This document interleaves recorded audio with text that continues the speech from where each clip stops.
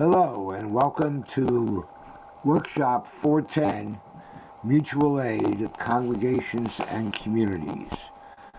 I'm Steve and I'm your chat host, and if you have any technical issues, you can message me in the chat and it will be seen by both me and my colleague Jamali Omar, who is the tech host today.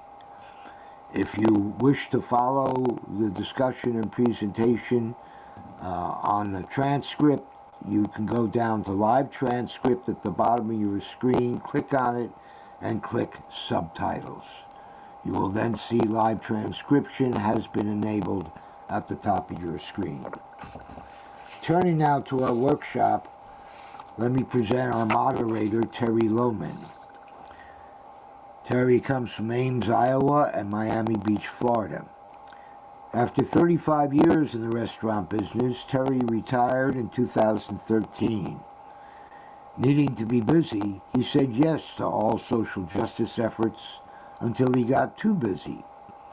Last week, Terry finished 8 years on the UU Funding Program's Social Responsibility Panel and 3 years on the Miami UU Congregations Board.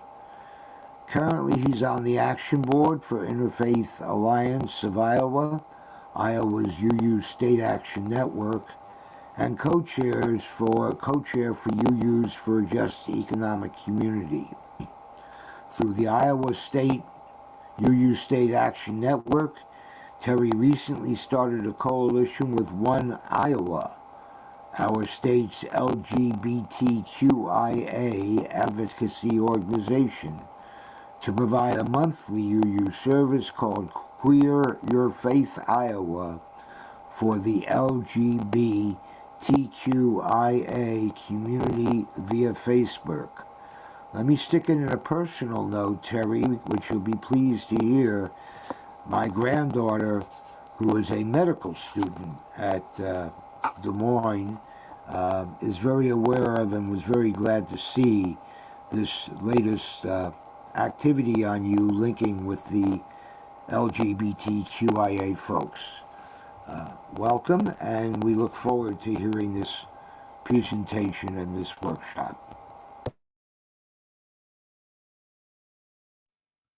Okay, thank you, Steve. I appreciated that you talked slowly and clearly. We have to do that or people won't understand us. This is a workshop on mutual aid, congregations, and communities presented by the Unitarian Universalists for a Just Economic Community. And we have today's dates. I'll stop sharing and come back on, assuming I can do, oh, here we go. Look at the bottom and it comes up on the top.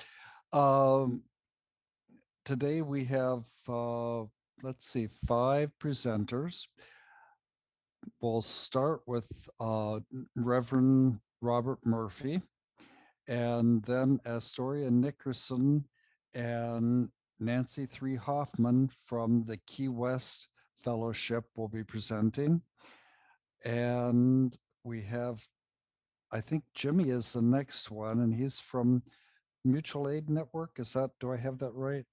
And then we have Artemis Joukowsky, and he has a long tradition in UUism. His grandparents were the Sharps, who went to Europe and rescued a whole lot of children.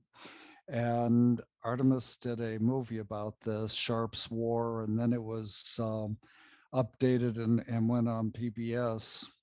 So we have some famous people amongst us. Robert, are you ready to start?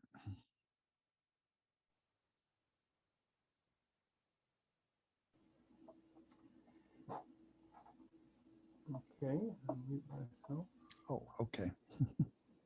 Thanks, Jim. Can everybody hear me? Okay, I hope so. Okay, I'm Bob Murphy. I'm a minister emeritus.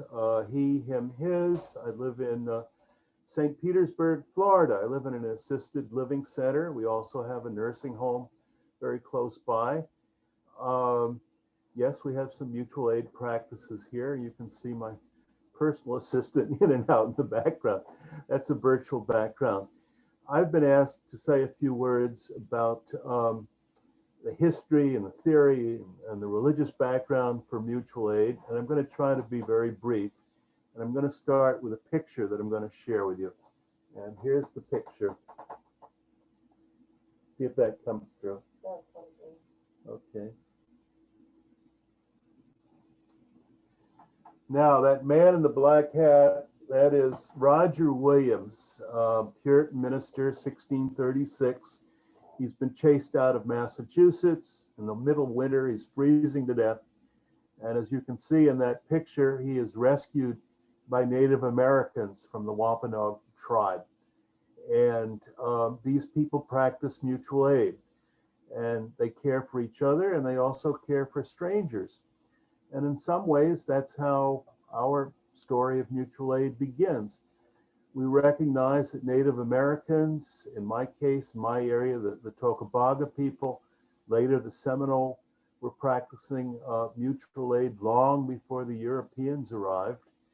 And mutual aid is a concept that you can find throughout the world. You can find in Africa, Europe, Asia, elsewhere. It doesn't belong to a particular race or nation or religion. It's something that's widely understood. I'm going to try to give you a simple definition of mutual aid. It starts with neighbors helping neighbors. Neighbors helping neighbors. It's voluntary. That's an important point to understand. Participatory. Everybody is encouraged to participate to the best of their abilities. It's frequently multi-generational, young and old. And there are a couple of other points to understand about mutual aid. It's not charity, and that's a key point in today's discussion. This is not, I'm going to give you a sandwich because I'm kind and you need help. This is something that we're going to do together. We're going to feed each other, each according to his or her abilities. I suppose that sounds like a socialist saying, and maybe it is. It seems easy to understand mutual aid, and yet the concept seems new in some congregations. And then they think about it and they realize, well, pastoral care, that could be an example of mutual aid. Much of religious education, social action, helping our members when they're in need. These are mutual aid practices that are very easy to understand.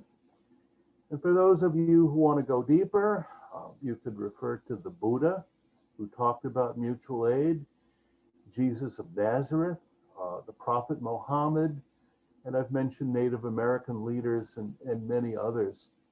In fact, some of you might say that mutual aid is what defines organized religion, that it's really what organized religion is all about.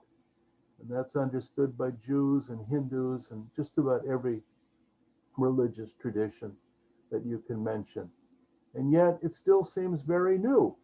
And so it is, I have to sit here for a few minutes and try to give you a little bit of background. But there's more information on Wikipedia, and you can read all of the theory and philosophy that you like. But at the end of the day, it's neighbors helping neighbors. It's equalitarian, it's participatory, it's voluntary.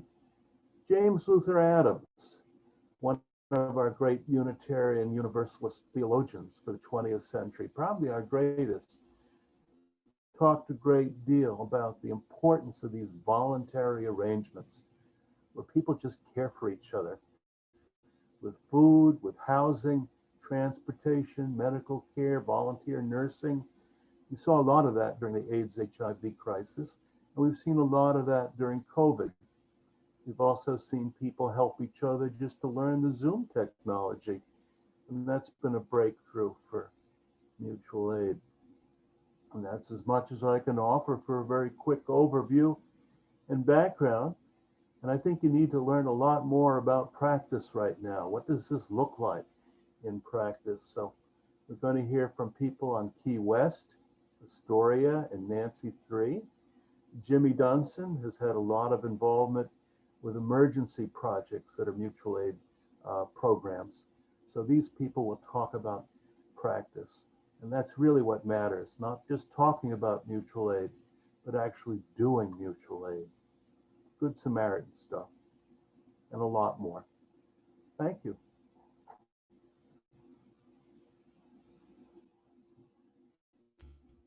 Okay, I didn't show Bob's slide, so let me show it now. Reverend Robert Murphy. And then after Robert, we have Astoria Nickerson and Nancy Hoffman of Key West. Let's see what I've got here. Slide 3. Okay. And actually, Nancy Hoffman is in Maine instead of Key West. Apparently, she doesn't like Florida summers. So I will pull that. And okay. So Nancy or Astoria, I didn't have and first. It's me, Nancy. Okay. So hi, everyone. Thank you for coming to our talk on mutual aid. I'm one of the 2 people representing One Island Family, the southernmost UU congregation in the continental United States, based in Key West, Florida. Our building is on the traditional territory of the Calusa and Tequesta nations. I'm music director and Zoom aficionado of that congregation. Mutual aid is a concept that underlies a lot of what we as UU congregations do already, help and support each other in times of trouble and crisis. The fact that we're doing this from the grassroots level rather than through overseeing organizations that are more distant from the actual recipients of the aid is an important distinction. My presentation will enumerate some of the ways in which mutual aid is part of our lives.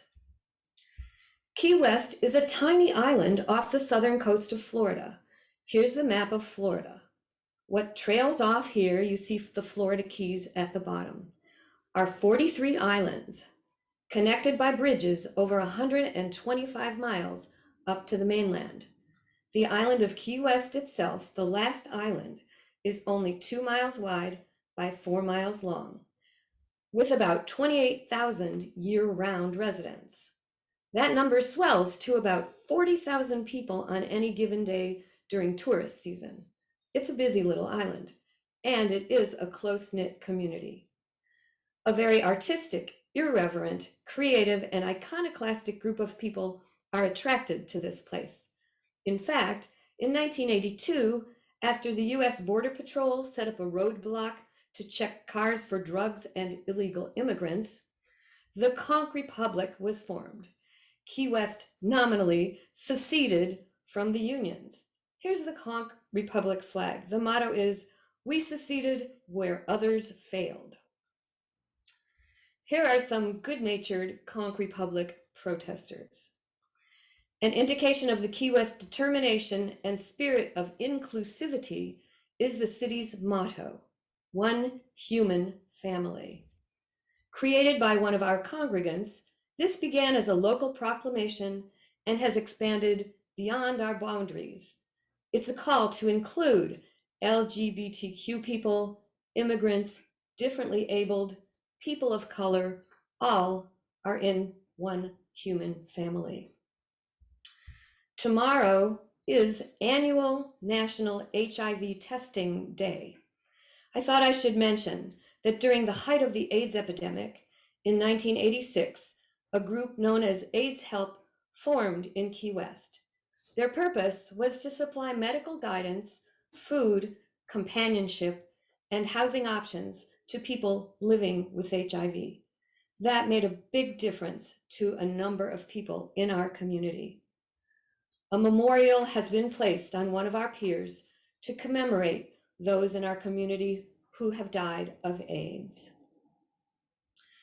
Because of its location, Key West is susceptible to natural disasters, particularly hurricanes, which can cut off electricity, cable and phone service, deliveries by truck, and even water through a pipeline from the mainland. We are absolutely dependent upon the single 2-lane highway that runs from Key West to the mainland of Florida.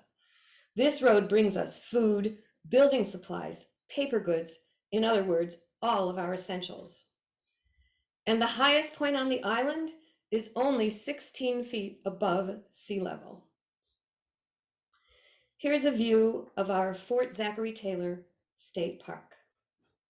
Following this are some photos of Hurricane Wilma in 2005. It is true that people who choose to live on Key West know what they're getting into. It is hit by hurricanes fairly often, and hurricane season can be a nerve-wracking experience. There are a few days as a hurricane forms when the state government can issue an emergency evacuation order. Then the problem is where to go. The entire state of Florida can be in the track of a hurricane. As happened to one friend of mine, she evacuated from Key West where the electricity and water were cut off for a week, only to end up in Sarasota where there were no services for 2 weeks. So what do people do here? They help each other. Supplies are gathered to begin with. Calls go around to see if anyone needs anything. If people need help boarding up their windows or bringing in deck furniture, that is provided. People touch base with each other. If someone's alone, they might be invited to stay with a friend or a member of one island family during the storm. We also look out for each other's pets, and that can be a tricky consideration. During Hurricane Irma in 2017, one of our arts organizations in a very sturdy building opened its doors to people who were in particularly vulnerable areas. They also had hardwired phone service, so messages were being passed on constantly. Hurricane Irma hit the Middle Keys harder than the city of Key West. So our members and others were driving back and forth with food supplies, building supplies, tarps to cover damaged roofs, and more. Although this is not hers, one friend of mine whose trailer home was completely destroyed had 2 busloads of church groups magically show up and pitch in to clear her land and remove the debris. Makeshift relief centers sprung up, like this one at mile marker 50. That's how we designate addresses along Route 1. And there was still need for help around the holidays, so a toy drive was initiated as well. Ways that One Island family is specifically involved in community action and mutual aid is through our highway cleanup program. At least twice a year, our members don their safety vests and head out with garbage bags to clean up the environment. And Habitat for Humanity needs volunteers to help restore, build, and renovate structures. At least 2 of our members are beneficiaries of Habitat for Humanity housing. On a personal note, I do spend my summers on Peaks Island, Maine, a community of only 1,000 year-round residents. A situation where mutual aid has gone to the internet is exemplified by a recent disaster on our island. 2 islanders lost their home to a devastating fire. Not only were offers of supplies, food, and clothing and help made, but a GoFundMe campaign raised over $90,000 for the couple on this little island. On a larger scale, a bridging organization known as Grassroots International works for social justice goals around the world by going into communities and finding out what the basic needs of the people are. Then they offer assistance with as little red tape and restrictions as possible to those communities. We at One Island Family aim to keep the 7 UU principles in our minds, our hearts, and actions throughout our days and our lives. And now I'd like to turn the presentation over to my friend, Astoria.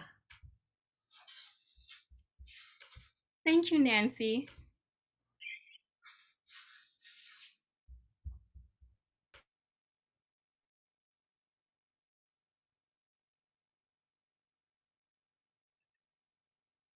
Bear with me as I share my screen. Just one moment. There we go. I'm Astoria Nickerson, Director of Children's Religious Education at One Island Family. We are a community of helpers where mutual aid is a lifestyle. The island of Key West is about 4 miles long and 1 mile wide, and I am proud to call it home. We are small, but mighty. Henry Ford II once said, "No society of nations, no people within a nation, no family can benefit through mutual aid unless goodwill exceeds ill will, unless the spirit of cooperation surpasses antagonism, unless we all see and act as though the other man's welfare determines our own welfare." Our members give their time and talents to many local organizations who serve the community. Some are cooking with love. They prepare and deliver hundreds of hot meals to the elderly. The Key West Tropical Forest and Botanical Gardens, keeper of the trees, because we wouldn't survive without them. Keys to be the change and Take Stock in Children provide scholarships and mentoring to our youth, our future. Nancy Forrester's Secret Garden and Bird Sanctuary and the Key West Wildlife Center care for our feathered friends that need to be rehabbed and or rehomed. Protecting animals means that we are preserving our precious ecosystem. The Community Foundation of the Florida Keys provides grants that ultimately serve those in need. The Key West Sunrise Rotary is part of Rotary International, the largest service organization in the United States. The Key West Sunrise Rotary do their own fundraisers throughout the year to raise money that they give to support local nonprofit organizations and high school scholarships to worthy individuals or teams in need of assistance. In times of emergencies like hurricanes, Rotary clubs around the country contribute supplies and equipment. After Hurricane Irma, the club coordinated delivery and distribution of tons of water, tools, and clothing for first responders and others. During the hurricane, it was mandatory for all first responders to stay in Monroe County. However, they were duly tasked with needing to care for their families and everyone else. Key West Sailing Center is committed to sailing education, recreation, and social use. On an island like ours, they ensure that the sport of sailing is accessible to all. Florida Keys Outreach Coalition for the Homeless provide valuable housing to those displaced, but especially women and children. SOS, Star of the Sea Foundation, is the largest food bank in Monroe County. They ramped up services during the pandemic and distributed meals, which were available in several areas, making food available to those who needed it. Sister Season Fund helps locals with rent and utilities when they become temporarily unemployed. This is vital in Key West, as our primary industry is tourism. I just mentioned 11 organizations that serve the Key West community and are served by a church with 30 members. Our church. This is a picture of One Island Family. We are small, but mighty.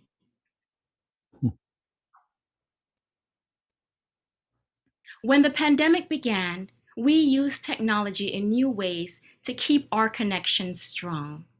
Under the tutelage of our talented music director, we were able to continue Sunday services. Members who were in other parts of the country were able to join. And even during those trying times, we stayed connected.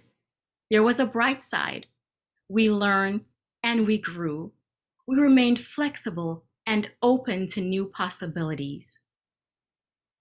Author Heather Marsh has said, and I'm paraphrasing, "The first thing that happens in a disaster is the breakdown of hierarchy and the establishment of altruistic aid. Members ran errands for each other and did things like grocery shopping for those who weren't able. The church cleared its pantry and donated the food. Emails went out with offers of food. We checked on each other and developed an emergency list of phone numbers and addresses so that everyone had a lifeline. Members practiced social distancing and sheltered in place. As time went on, we stayed safe and we showed up for each other. There was gardening and leisurely walks, protecting each other's mental health with movement and light socialization. We were our brother's keeper. Once a vaccine became available, tech-savvy members lined up appointments for those who weren't able to do it for themselves.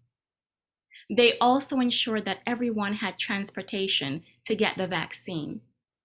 The congregation intuitively made things happen. We are small, but mighty. Fort Zachary Taylor is a 54-acre historic state park centered on a Civil War-era fort near the southern tip of Key West, Florida. When it was safe and COVID restrictions eased, members felt comfortable getting together. We would sit near the spot where the Atlantic Ocean and the Gulf of Mexico meet. These were informal gatherings. We laughed, fellowshipped, and watched the beautiful sunset. This is a picture taken at one of our Saturday sunsets. The sight is nothing short of spectacular, and the company was just as good. During Hurricane Irma, the first hurdle was evacuation. FloridaCounties.com notes that the Hurricane Irma evacuation was the largest mass exodus in U.S. history, with 7 million people across Florida, Georgia, and South Carolina being asked to evacuate their homes. 54 counties issued evacuation orders. Those who evacuated worried about being able to get fuel, as many gas stations ran out of fuel 1 to 2 days before Irma hit. A drive from Key West to Orlando, which would normally take about 7 hours, was now over 13 hours long. The path of the hurricane was at times uncertain. People evacuated to areas that came under hurricane watch and then needed to find another safe place.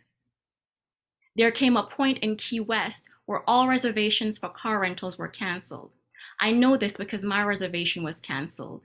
Then all flights stopped. A friend at church asked if I wanted to evacuate with her, but not wanting to be a burden with 2 children ages 8 and 11, I declined. I stayed. A member of one island family gave me a safe, well-stocked place to stay, her home, because at that time, I no longer had a home. She made sure that I had groceries, water, batteries, flashlights, money in case the ATMs weren't working. All these things were hard to come by as residents and visitors swarmed grocery stores to stock up on essential supplies. We were all concerned, and everyone at One Island family kept in close contact. We were our brother's keeper. There were the last few hugs, then the worry was almost overwhelming. We're on a small island connected by bridges, one way in and one way out. I called my oldest son and reminded him of the contact information for my life insurance policy. There was a calm before the storm, then the storm. Phone service was lost. The National Weather Service notes that on the morning of September 10, 2017, and I quote, Irma strengthened to a Category 4 hurricane as it accelerated towards the Florida Keys. The eye made landfall in Kajouki at 130 miles per hour. End of quote. My daughter recalls the walls rattling, and it sounded like there was a train outside. We made it. I couldn't communicate that we were safe for a few days. It was possible to make a phone call at the only hospital in town if you were able to get through the downed trees and debris, and if your car hadn't been impacted by flooding. Those who evacuated weren't sure what happened to their family, their friends, or their home. There was devastation, but we were lucky to be alive. The day after the storm was eerily calm. There were no flocks of birds. We saw military helicopters in the sky and knew that help was on the way. A few days later, power was restored, and there were the first phone calls filled with happiness, tears, and gratitude. Members gave of themselves and checked on everyone. The people of the church provided for each other. A church of 30 serves not only each other, but at least 11 community organizations on a regular basis. Those organizations serve the community, which includes churchgoers. What a beautiful cycle. Through hurricanes and the pandemic, at One Island Family, mutual aid is a lifestyle. We are small, but mighty. Thank you. Okay, thank you very much, Astoria. Let's see if I can get this to work. Share. Right. Our next speaker is Jimmy Dunson. He just said he lived in Tampa, and he works at Mutual Aid Disaster Relief. Jimmy, are you there? You'll need to unmute, of course. Hey, can you hear me now? Yes. Great. Yeah, my name is Jimmy Dunson with Mutual Aid Disaster Relief. Mutual Aid Disaster Relief is a people-powered disaster relief network.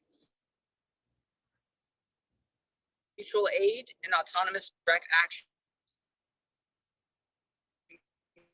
especially their most marginalized and vulnerable members, to support them in their own recovery. We build, long-term, sustainable, just communities. And we do this through a number of mutual aid survival programs. So supplies distribution, wellness. We have a solar and ecological resilience program. We have a kids and community program. We have a rebuilding a better world program. We distribute supplies. We do wellness checks. We tarp roofs, clean up debris. Basically, we follow the Zapatista, what they taught us, lead by obeying. So we come in and ask and listen, and then let those impacted direct us on how best that we can stand in solidarity with them. One of our slogans is solidarity, not charity. And I do want to mention just briefly, because this is coming from a place of faith, in this workshop, that there is a long history of mutual aid within the Christian tradition and through other faith traditions as well. Also, there's a long history of colonization and genocide. Just recently, there were bodies of Indigenous children unearthed that were mass graves of Indigenous children at Christian boarding schools. So I just want to, name that there's two sides, to this faith tradition, and my experience of the Unitarian Universalists is that we share a lot of the same values for justice, for solidarity. The Mutual Aid Disaster Relief has worked a lot with Unitarian Universalist congregations in the past. most particularly in Panama City after Hurricane Michael. The UU congregation of Bay County and Panama City opened its doors for mutual aid disaster and provide services to the community. We worked hand in hand with people who were part of that congregation and clearing the debris and the trees, the fallen branches, and making the site safe, and then also serving the broader community. There were people in Panama City who were kicked out of their homes with almost no notice. Our teams went to public housing facilities and apartment buildings, and people were given no notice, but just made to leave their homes with whatever they could carry as fast as possible. And so, we organized to resist those illegal evictions and support people with legal assistance, supplies distribution, and any other support that people needed. There was a tent city that was created nearby in Panama City, and it was self-run by people who were displaced, both people who were displaced by Hurricane Michael and people who were displaced previously. There was another church that, a church organization that didn't share the same values as the Unitarian Universalists. And after, saying that they wouldn't kick people to the curb, they actually did just that. And single parents with children and families and other people impacted were made to leave the tent city that they created on church grounds, and didn't have anywhere to go. So they actually, some people, stayed at a nearby graveyard. Some people, just walked, in any direction with whatever they could carry. Bulldozers and backhoes destroyed tents and everybody's possessions. And we mutual aid disaster relief with using the Unitarian Universalist Church, we opened our doors for people tonight as an emergency, to make sure that at least some people who had nowhere to go had a roof over their head in this traumatic situation. One thing that mutual aid disaster relief does is we try to support and amplify spontaneous manifestations of mutual aid that arise after disasters. So this can look like supporting a local mutual aid group, a local community group that's responding, or it can look like supporting the single mom who's taking care of the other single moms that are also displaced, and we treat them, like us because they are us. Mutual aid disaster relief, beyond being an organization and a network, is a movement, and it's a tactic. So Dorothy Day, after the San Francisco earthquake over a century ago, she was just a child at the time, but she wrote in her diary that the crisis lasted, people loved one another. And we want that love to last. We want to stretch out these zones where people share goods and services with each other freely, where we reimagine new social relationships, where there's these crisis events, they're so full of trauma, they're so full of devastation and loss. At the same time, there's that what was before the hurricane or the flood or the fire was untenable as well. The loss of authentic social relationships, the isolation and alienation, neoliberal capitalism and colonization is itself an ongoing disaster that is continuing in the background. And sometimes what happens with a disaster is that there's a crack in the walls that divide us, and as the Zapatistas say, and we can see each other through those cracks. We can come together to meet each other's needs in really lasting and beautiful ways. The ancient Greeks had two words for time. One was chronos, which was ordinary time, and one was kairos, which is, moments of possibility. And I believe, for a while now, we've been in this moment of possibility, this kairos time, where action is called for. Action for love, for solidarity, for justice. We need a fundamental shift in how we relate to each other, our economics, our politics, our social relationships. And mutual aid is one map forward to join with this exodus from empire, this exodus from colonization, from power and money and greed and self-interest. I'm actually just returning. I'm on a mutual aid relief trip. We were just in Bal Harbor, a community near Miami that was devastated by a building collapse.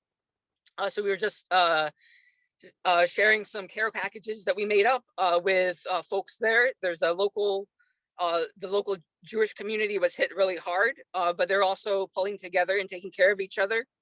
So we were able to meet with some folks down there and provide some care and support with some care packages. So the UUs, for Hurricane Michael, for Hurricane Irma, more recently for Hurricane Laura, have stood by us, for our mutual aid relief efforts.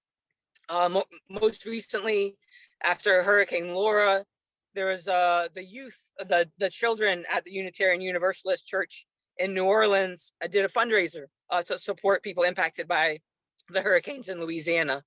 So we just want to share our love and solidarity and support for the Unitarian Universalist churches.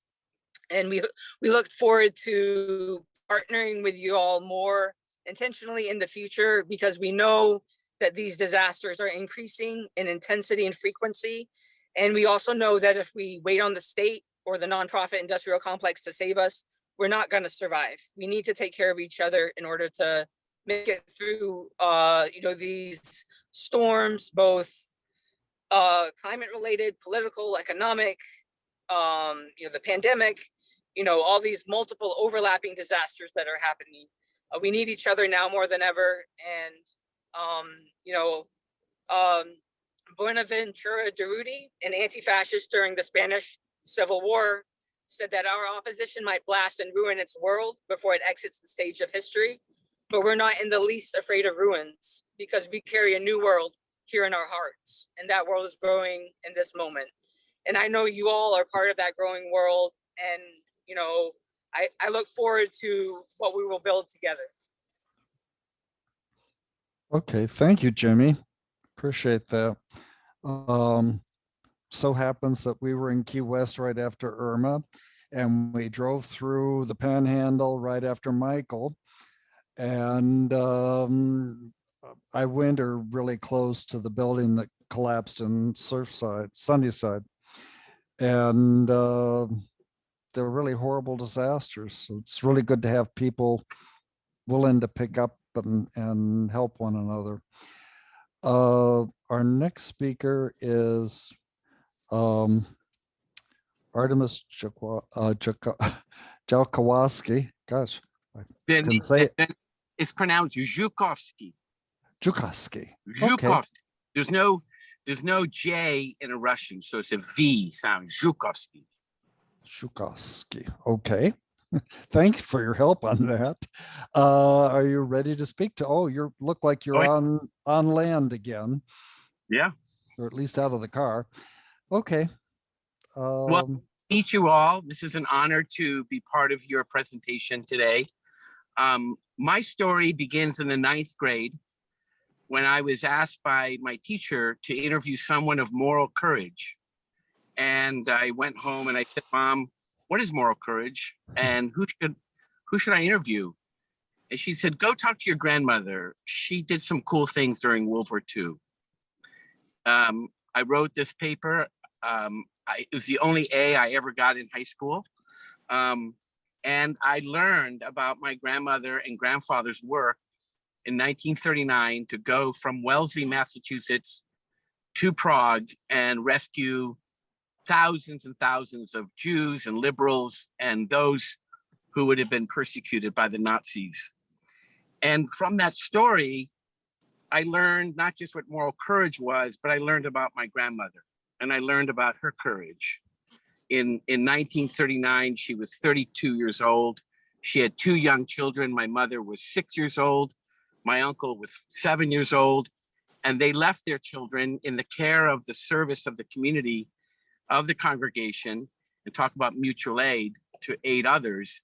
And they went on a boat all the way to Europe, got on a train, the Orient Express, went from London to Prague, and found absolutely a calamity of human disaster, and started to rescue as many people as they could until they were almost arrested. There was an arrest warrant for them 9 months later. During that time, they had traveled in and out of Prague 7 times to help people get out.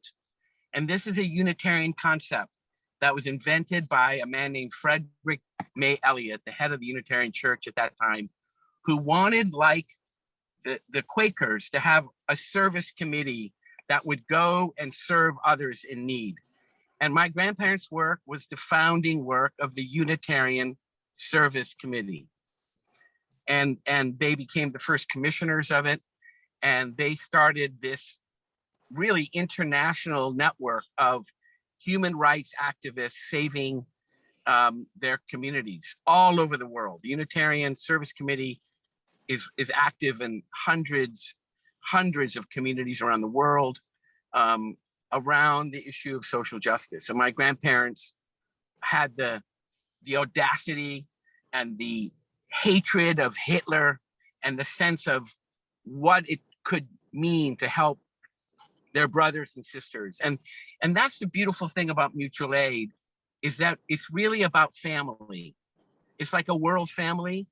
And they viewed the people they were rescuing.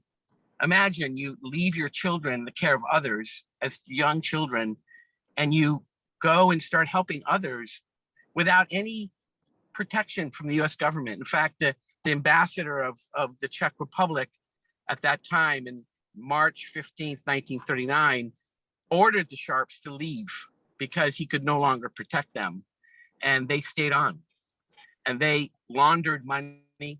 And for those who know the story, I had the fun of spending since the 9th grade until 2016 documenting their story. The film is called Defying the Nazis. I made the film with Ken Burns, and Tom Hanks plays my grandfather. I mean, what a thrill of my lifetime to work with him as an actor. And Ken became not just a mentor, but a dear, dear friend over that time. In that process, we created a curriculum about their work with a group called Facing History and Ourselves, and also the Meadville Church, Meadville's Theological Center created an interfaith curriculum about rescuing each other. And I hope all of you see this curriculum. And really what the Sharps, I think, show us today is that you have to be willing to risk your lives to help others. And you have to be willing to make that commitment. And it really is about being an upstander. And I am an upstander. At any given moment, I'm going to help others. That's what the Sharps taught me. And my life is better for it. I have more love in my life because I help others. I have more charity and support of me in my life. And as you said, I'm a disabled activist.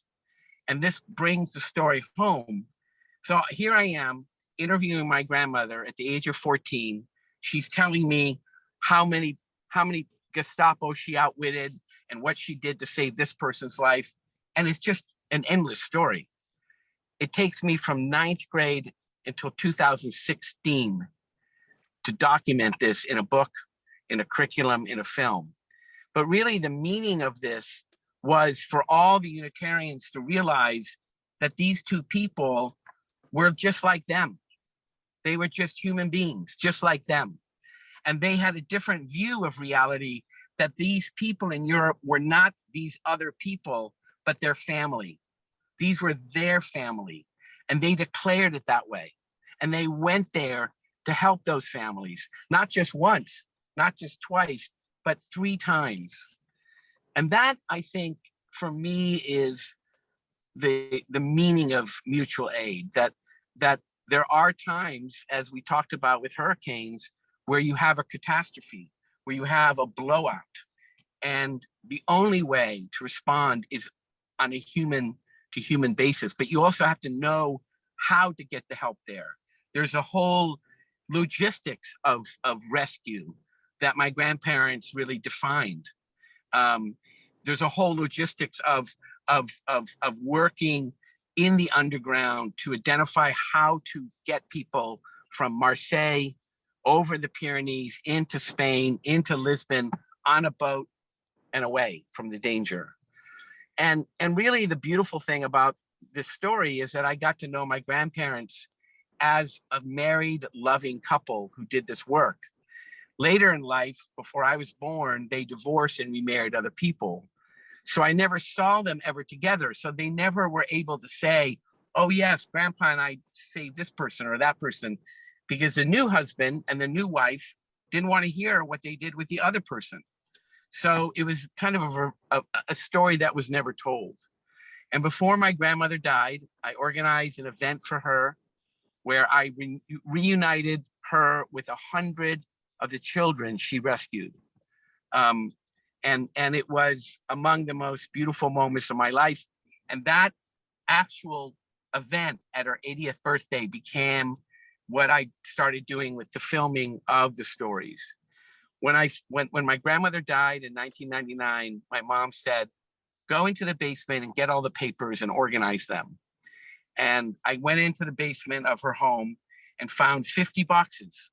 And each file in this box were the names of a family that they rescued, their visas, their files, 500 documents of rescue that no one had ever seen before.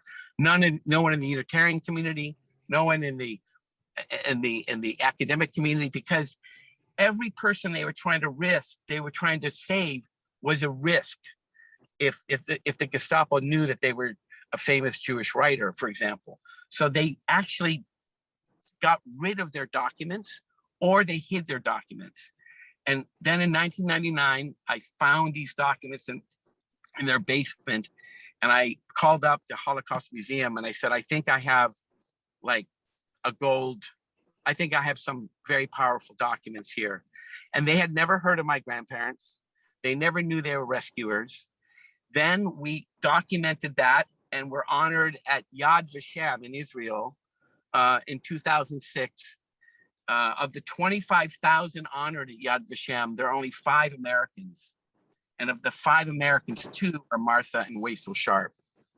So what's really beautiful to me is that this tradition in Unitarianism has not just its roots in the Unitarian Service Committee, but goes further back, as we know, in the story of Roger Williams, or even, the Underground Railroad. And that's really the celebration of community and viewing each other as family, rather than this is my interest and I'm not interested to help you because that might damage me.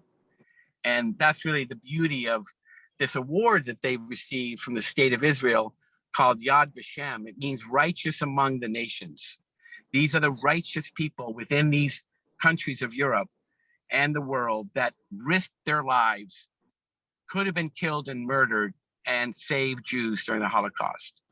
And when we started that, we had 3 witnesses. Now we have over 2,500 documentations of people they rescued directly or indirectly. And it really is part of our Unitarian legacy that they were working as Unitarian ministers of justice, and then established this organization called the Service Committee that then has had such tremendous impact around mutual aid. So that's my story. I will say one more thing that I think is relevant. When I interviewed my grandmother, I was 14, and at that point, I was diagnosed with a neuromuscular disease called spinal muscular atrophy, SMA. Most people die of this disease before they're 2 years old, and they thought I was going to die, and I felt very sorry for myself. And my grandmother comes into the hospital room and says, no, you're not going to feel sorry for yourself. We're going to go help other people. And before I knew it, I'm teaching math at the Boys and Girls Club every day with her tutelage. And her idea was, don't let yourself feel sorry for yourself. Go help others. That will heal you faster. And it did. And I still volunteer at the Boys and Girls Club all these years later, and also have started about 6 or 7 nonprofits and worked on many socially responsible activities, solar, wind. But really, it was my grandmother and that question of who is morally courageous. And now this curriculum that we've developed asks every student in the 8th grade, who in your family stood up for others? Who in your family was morally courageous? And they go and interview that person, or they go understand that they're not just in a vacuum, that they come from a community of family. And for that family to have existed, they must have helped others, and others must have helped them. And that's really the nature of 8 billion people living on this earth together now. Is we need a society of mutual aid to be the new social contract. You think about Jean-Jacques Rousseau, the social contract. The new social contract should be called mutual aid for all.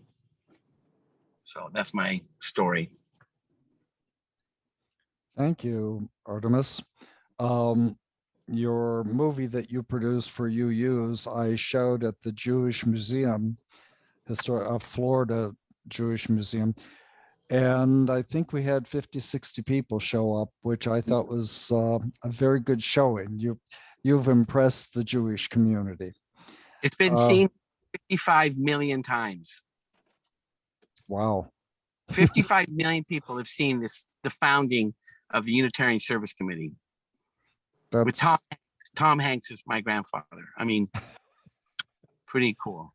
Yeah, it is cool. And great job. Thank you. It's a very inspiring movie. Okay, I think we're taking questions via the chat, and Jamili is going to read them, or maybe Steve.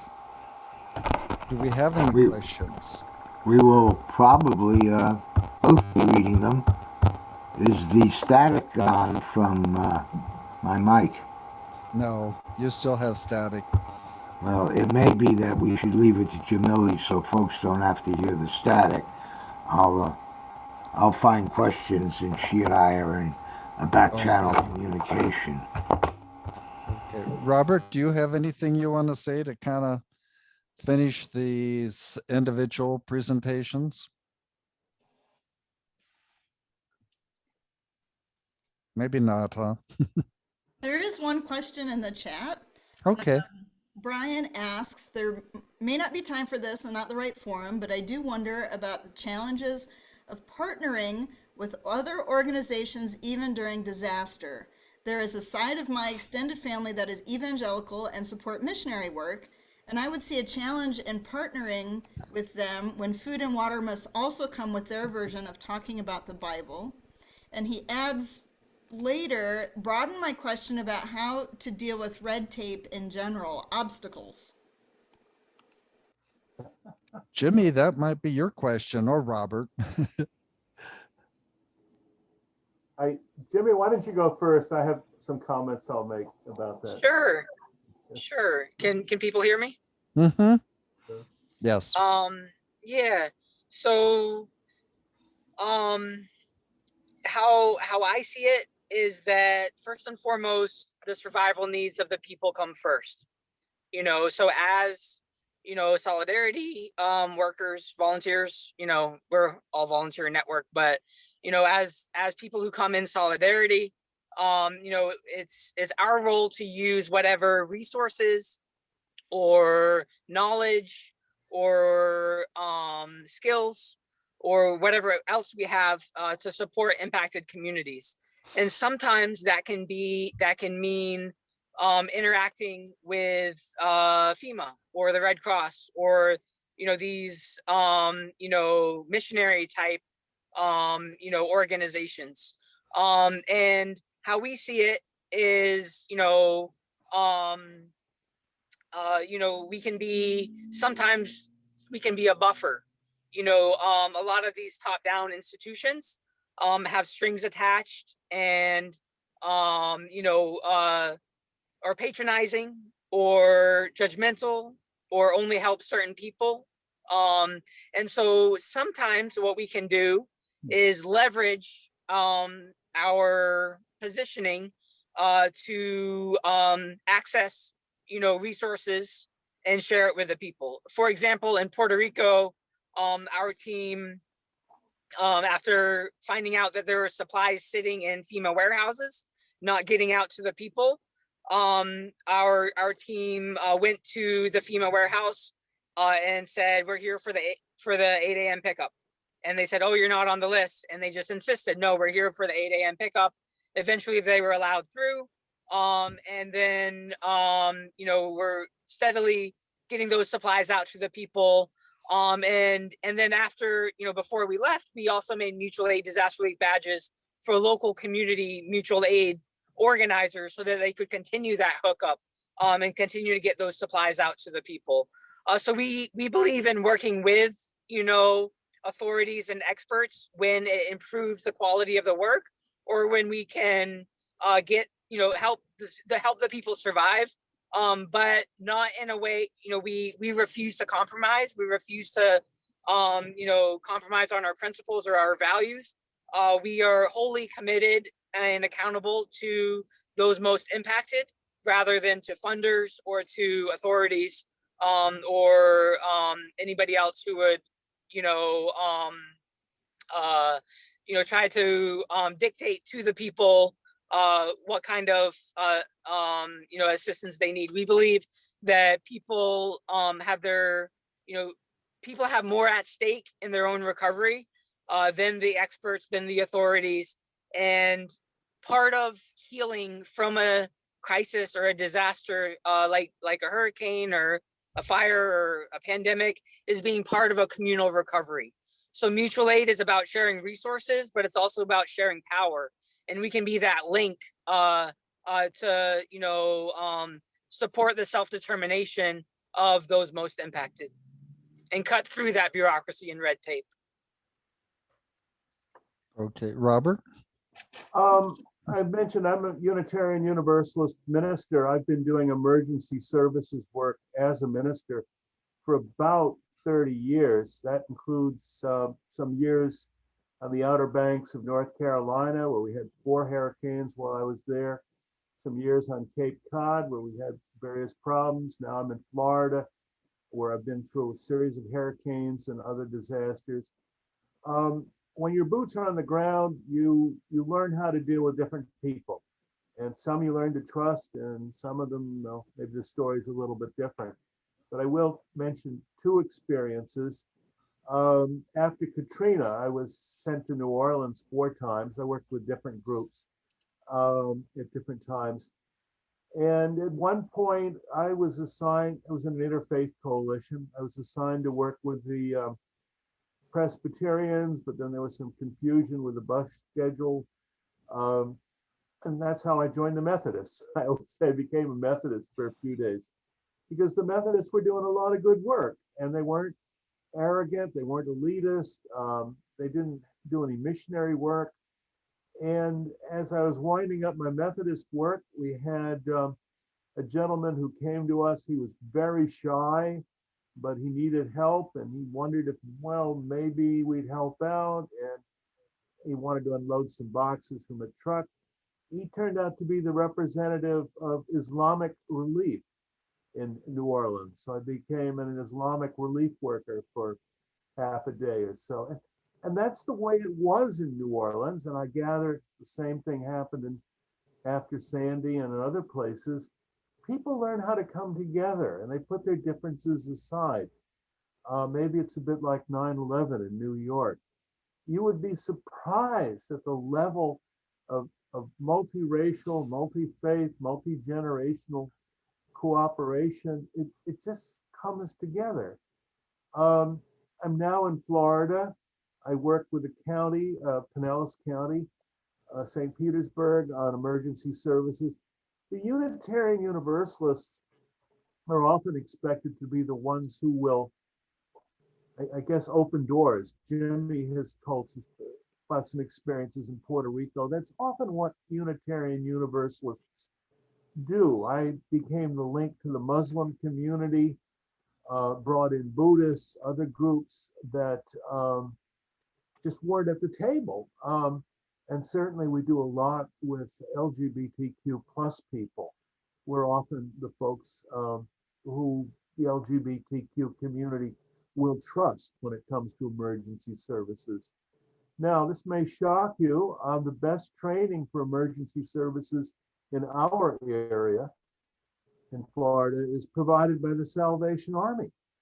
And no, they don't do missionary work and they don't march around in uniforms and praise Jesus. They're very, very relaxed and very good at what they do. And I recommend Salvation Army training to you if you want to learn 101 for emergency services. And so for a while, I've been a Salvation Army volunteer. And some of my humanist friends think that's hilarious or tragic or whatever. But I can tell you, if you want to serve 15,000 people in a day, 15,000 meals, the Salvation Army, or Sally, we call it Sally, knows how to do it. And you'll learn a lot, but you have to put your prejudices aside, and they have to put their prejudices aside. Very recently, believe it or not, been working with Scientology. That's a group that is not very popular around here, but they sent the Unitarian Universalists out to meet with the Scientologists.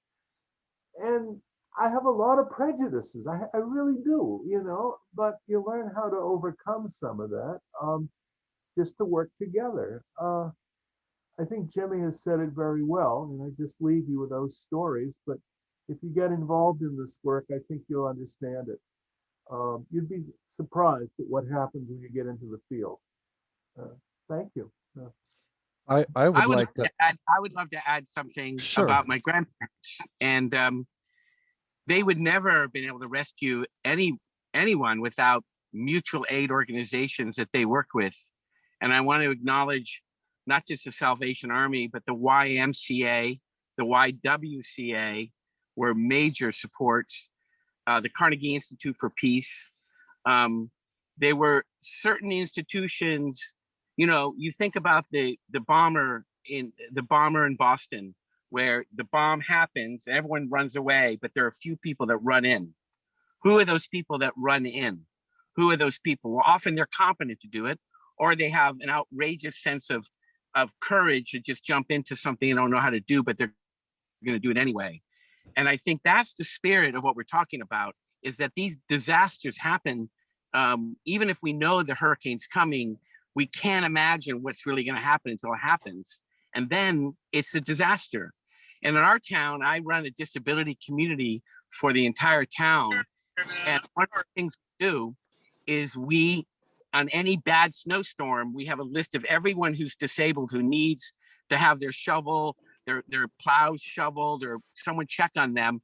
Before the kids go off and go sledding, they all check on their neighbors. And we have 450 people on our list now who are checked on by the kids in their community.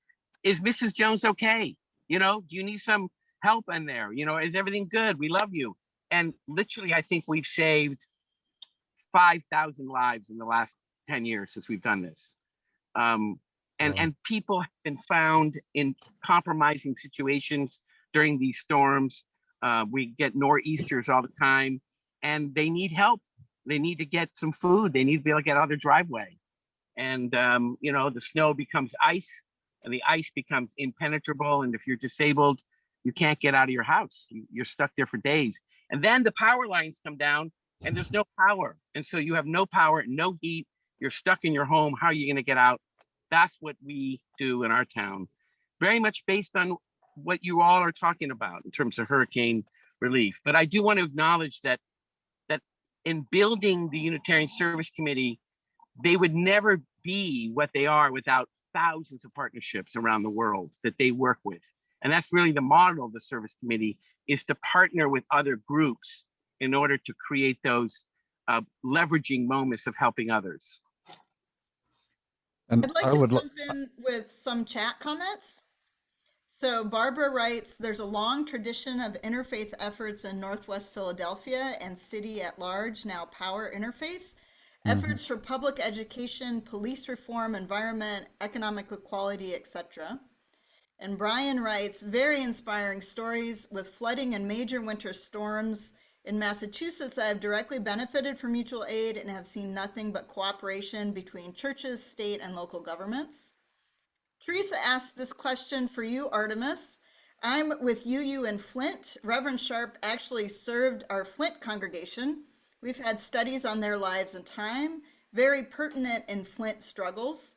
Wonder if you do visit congregations with your personal story of your grandparents. Would be very interested in that.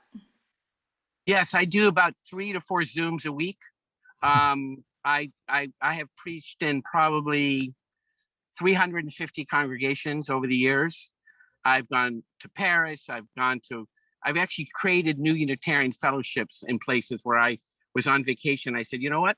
We're going to have our own chapter of the Unitarians meet, and I'll show my film, and you're all enrolled in Unitarianism. And suddenly, in society, one evening. Another. That's the power of telling students. Pardon? So that's the power of it, is that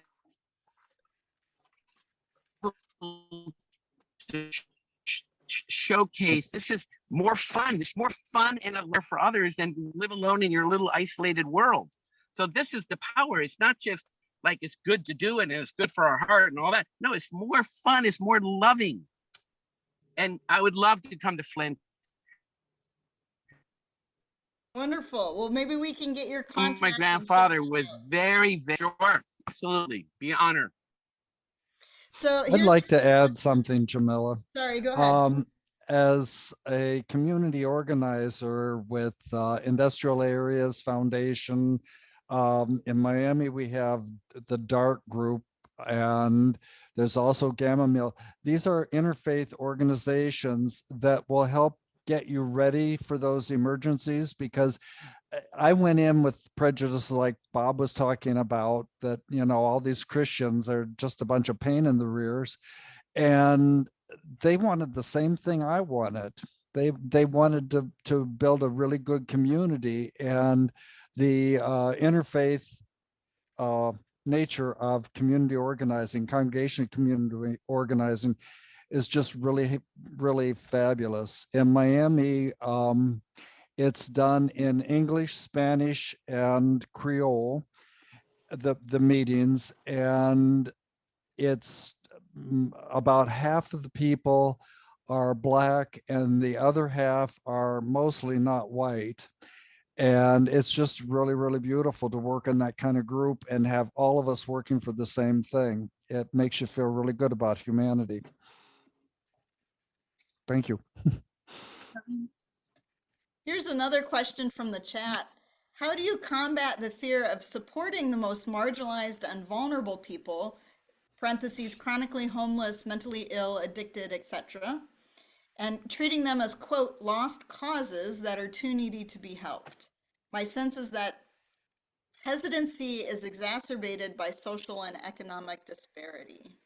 And that ties in with another question we have about how do we get people on board with mutual aid networks, particularly people with means, and not just mutual aid networks that are all people who have need?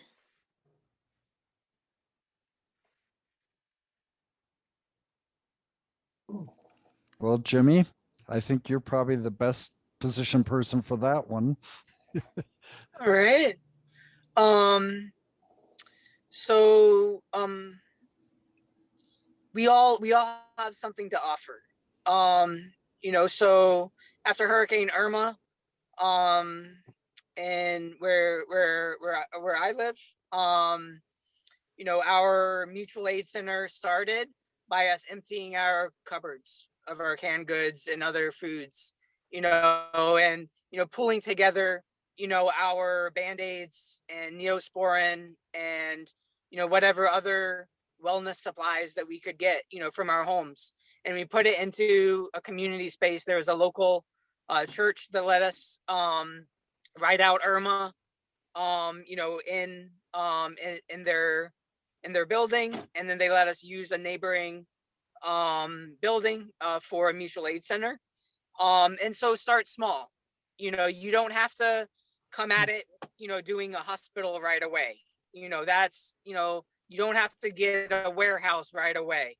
You know, just, you know, you can, you know, start a small first aid station, or just a free fridge or a free pantry, you know, and then that can grow into a larger, really free market or a wellness center, because people see that and they say, hey, I want to be a part of that too, you know, and they bring their skills, they bring their resources, you know, drop off supplies, or, you know, maybe we're just street medics to start, but then in getting the ball rolling, it very easily snowballs, and then, you know, doctors come, acupuncturists come, massage therapists come, you know, nurses, EMTs, you know, people, you know, and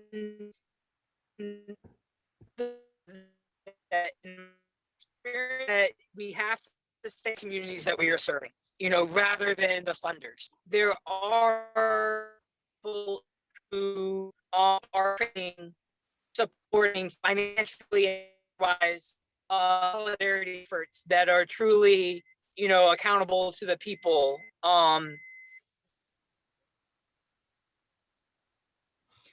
Actually, I'd like to ask Nancy and Astoria. I know Key West has some very marginalized people from time to time, because I've spent about a year of my life there. How do you deal with marginalized people like homeless people, and particularly in hurricane preparedness?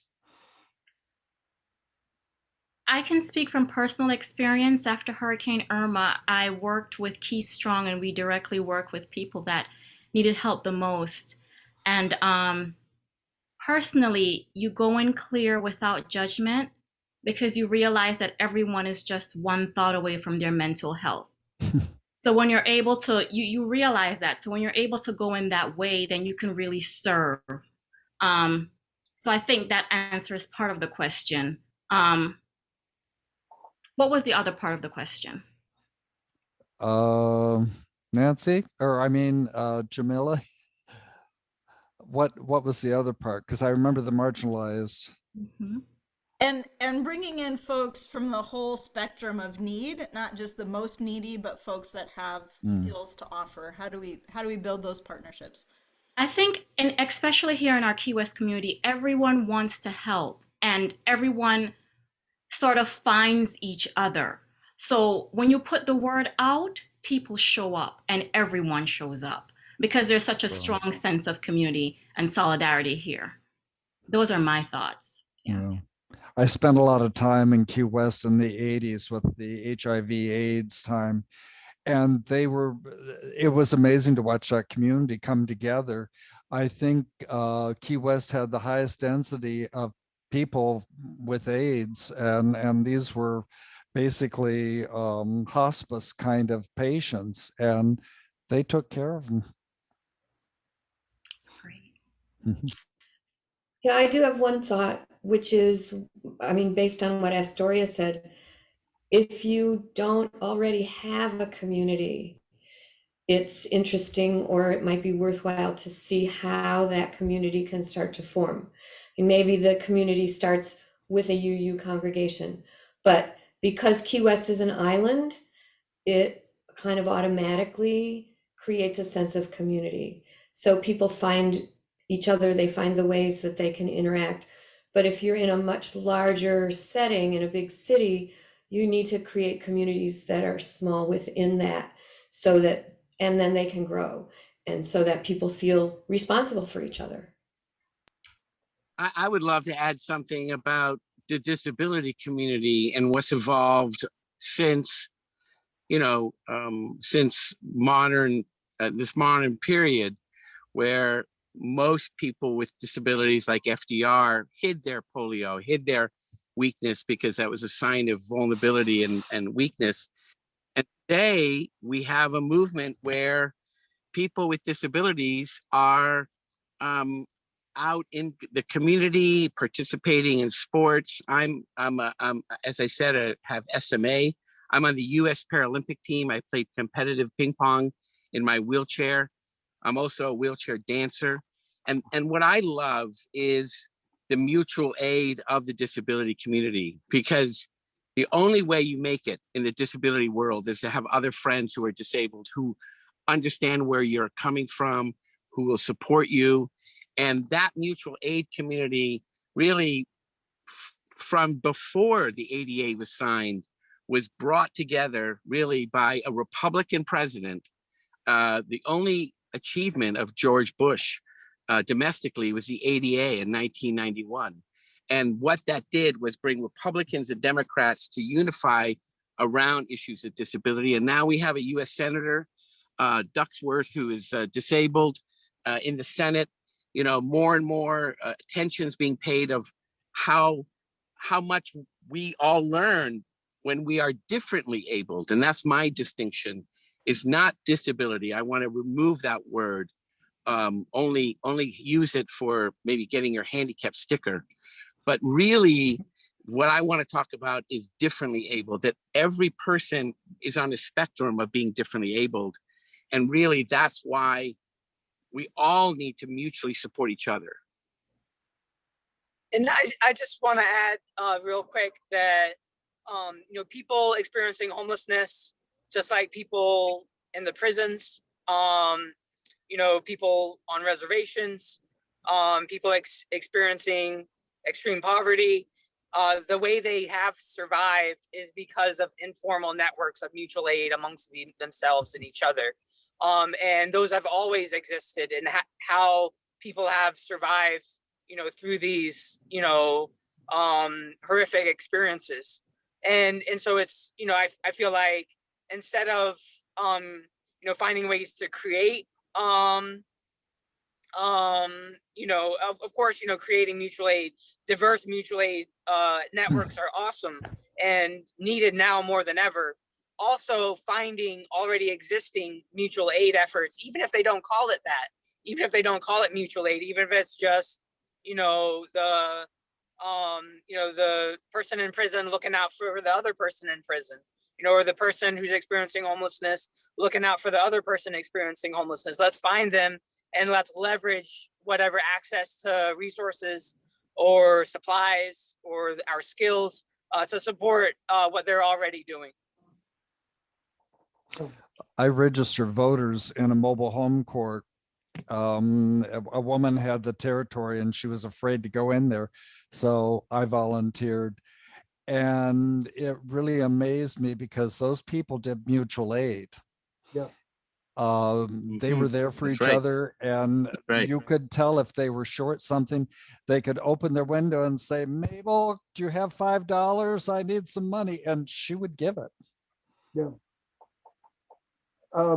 Yep. That's the way it is here in my part of Florida. The homeless people have a pretty good mutual aid network already, and as you get to know people who are homeless, you begin to discover that people who've been released from prison, other marginalized groups, farm workers and others. I encourage all of you, without exception, go see the movie Nomadland, because that is a movie, best picture of the year recently. That is a movie about mutual aid. And you'll be introduced to Bob Wells, who's a real live figure, who has established a huge mutual aid network. And most of the characters, most of the people you're going to see in the movie, this is the life they live. Nomadland. So that's all I have to say. Nomadland. It's a good movie.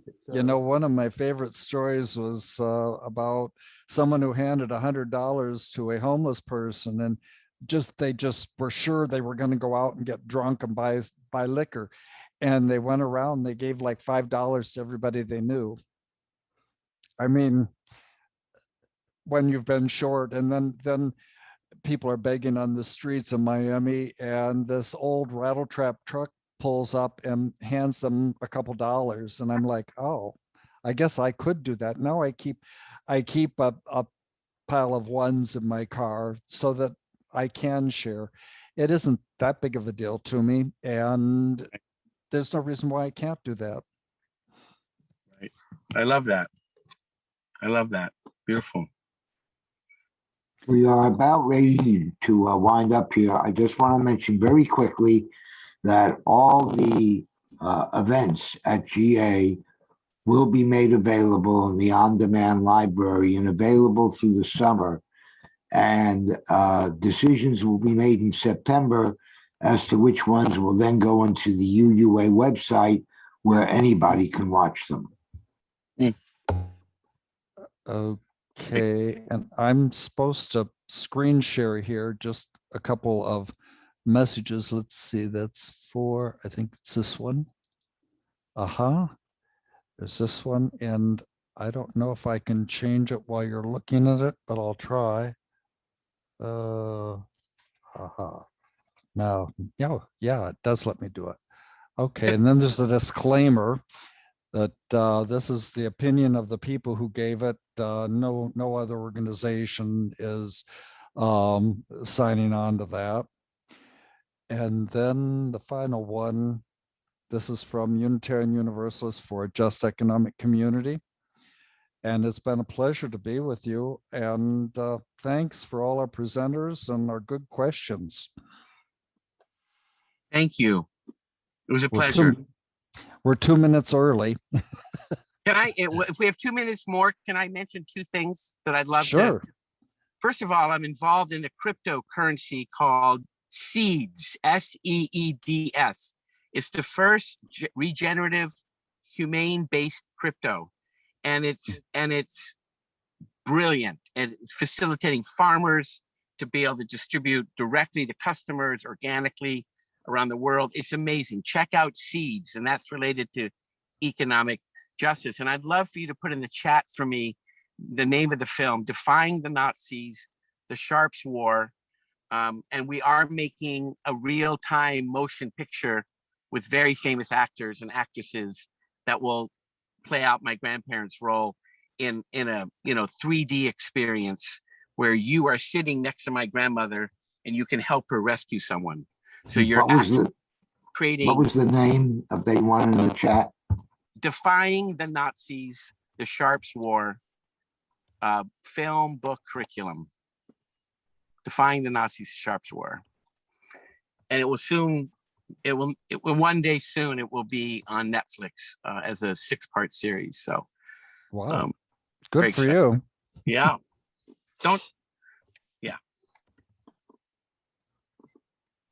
Any more comments? Oh, looks like we timed it well. I guess just one final comment. Sure. Archbishop Oscar Romero was quoted as saying that if I get food to the poor, they call me a saint. If I ask why there are poor, they call me a communist. And so being on the side of compassion, on the side of justice, the powers that be, can call us enemies of the state. They can call us communists or anarchists or terrorists. But we know, deep down in our hearts, that compassion is more than, supplies. It's more than, money. It's those things and challenging the system that creates the poverty and injustice and oppression in the first place. Thank you, Jimmy. I think we're done. Artemis, there's one last question to get your contact information. If you're willing to share. Yeah, my my contact information is my name, Artemis@Joukowsky.com. Artemis@Joukowsky.com. Only the captions are not spelling it right. All right, ARTEMIS@JOUKOWSKY.com. Yeah, that should work. Beautiful. Okay. It's an honor to be on this panel. Thank you so much. Thank you all for being here. And Thank you, Paul. Thank you. Take care.